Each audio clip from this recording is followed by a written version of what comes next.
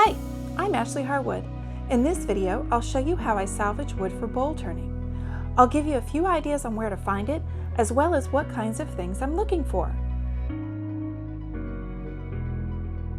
But first, let's take a few moments for this video's sponsor, SimpliSafe. SimpliSafe is a super easy to use, easy to set up, totally customizable security system. They've got sensors for every window and door, smoke detectors, water sensors, doorbell cameras, as well as indoor and outdoor cameras, all connected to a professionally monitored system at an affordable monthly cost. I was honestly surprised at how incredibly easy this was to set up. I started with a base station. Fancy. Welcome to SimpliSafe. Did you get that? Then the keypad and downloading the app. Once I got the app connected, it walked me through setting up each device and let me know when they were successfully connected. The system also came with a simple and clear paper guide as well. I can easily arm and disarm the system using the keypad or the app on my phone. Their new wireless outdoor camera is pretty amazing. It has a built-in spotlight, color night vision, and two-way audio. It also has this nifty magnetic connection. It's worth saying again, this was so easy. The more my social media business has grown, the more my own safety and security has become a concern. Unfortunately, I have experienced my home being broken into, so I know firsthand that disconcerting and frightening feeling. The SimpliSafe interactive monitoring service will call the police if it's alerted to anything. Their team of always-on-call professionals are easily reachable. The battery backups and backup cellular mode mean that I'm still protected during power or internet outages, and I can always check my cameras from anywhere through the app. Visit simplisafe.com/Ashley Harwood to learn more and get at least 30% off your SimpliSafe security system. One of the things I love about wood turning is that I can use salvaged lumber. I don't need to take down healthy trees for my purposes. Over the years, I've created relationships with a number of tree service companies in town. They have to pay to take wood to the dump, so oftentimes they're happy to have you pick it up, or sometimes to even drop it off at your workshop if it saves them the trip. I'm here at a yard owned by one of these companies hunting for just the right piece. Waiting for the train to go by. When I'm walking around the yard looking for the best wood to turn, there's a few things that I'm going to be taking into consideration. First and foremost is that I want the wood to be relatively fresh. Now there is a lot of wood out here, as you can see. Quite a lot of wood. So obviously the wood that's been sitting here for a long time is going to be more likely to be cracked or full of bugs or both, or maybe rotted to the point where it's going to be too soft to turn. So I'm looking for the stuff that's relatively fresh. And then I'm going to be looking at the different species that I see here. Now in my part of the country, in South Carolina, we have a lot of oak. And oak works great for turning. I know a lot of wood turners think that it's too hard to turn, but it actually cuts great. The thing that it's difficult for is drying it successfully without cracking. One wood that we have that grows here that does really nice is Bradford pear. So I always have an eye out for that, and I think I found a couple of pieces. So here's an example of a piece that is a bit too rotted for my purposes. It's just a bit too fuzzy. Here's an example of a piece that at one point was a nice piece. I'm pretty sure it's sycamore, but it looks like it might be a little bit too dry. Like, you know, even if I cut into it a bit more and a bit more, it might still have cracks all the way through it. So over here, there's quite a large stack of pine.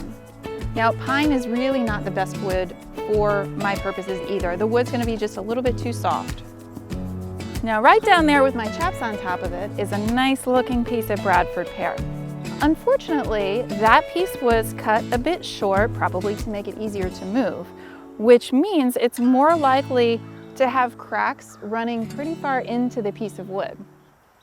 Now, right here is a really nice looking piece of Bradford pear as well. And this piece is a bit longer, so I'm more likely to get a sizable chunk out of this piece that doesn't have any cracks in it.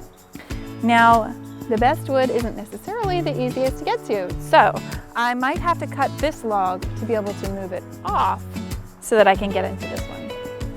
And unfortunately today, I forgot my wire brush to get all the dirt off of that bark. So I'm gonna have to do the best I can with my gloves.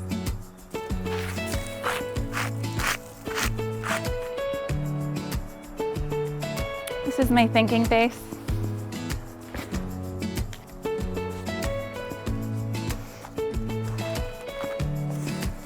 It's like a buried treasure.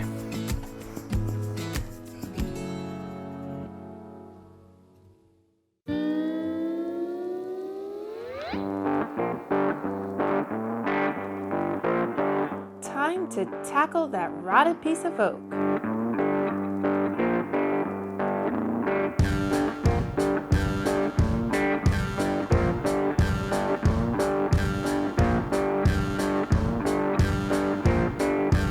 Always be cognizant of where pieces might fall and make sure you are not in the way.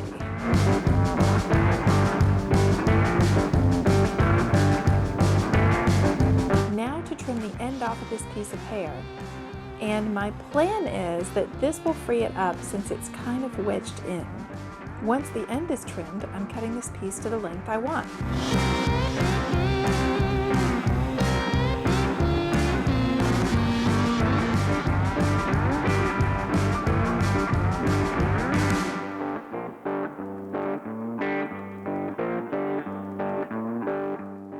I've been called stubborn.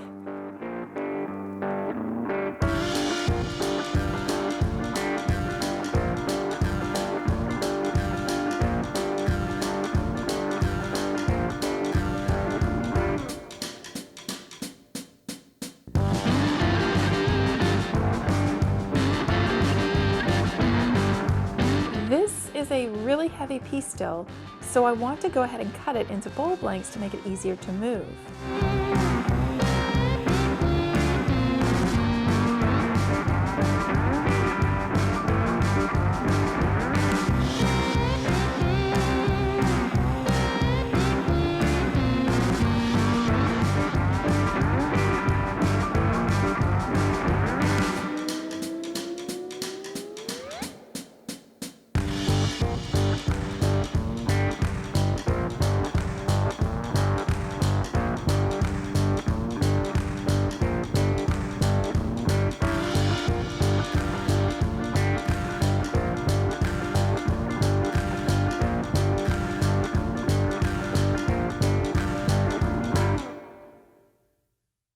If you're moving heavy pieces of wood around, a dolly is a lifesaver.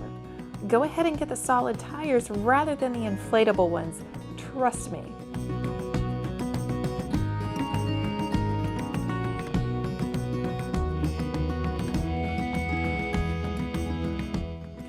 There's a segment of rot in this trunk from where a limb was removed at some point. I can see that the rot comes through this hole and down towards the center or the pith of the tree. I'm going to make a cut so that I keep half of this piece and leave the rotten part behind.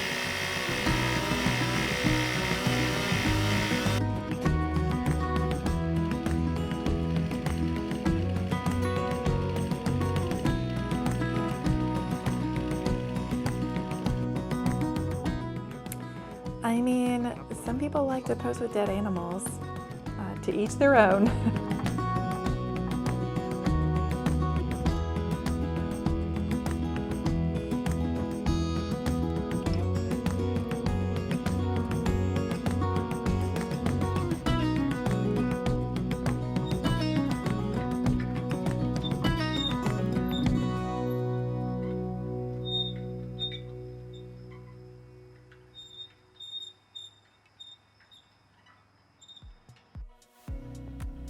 Thank you so much for watching. If you enjoyed this video, I do hope that you'll hit subscribe.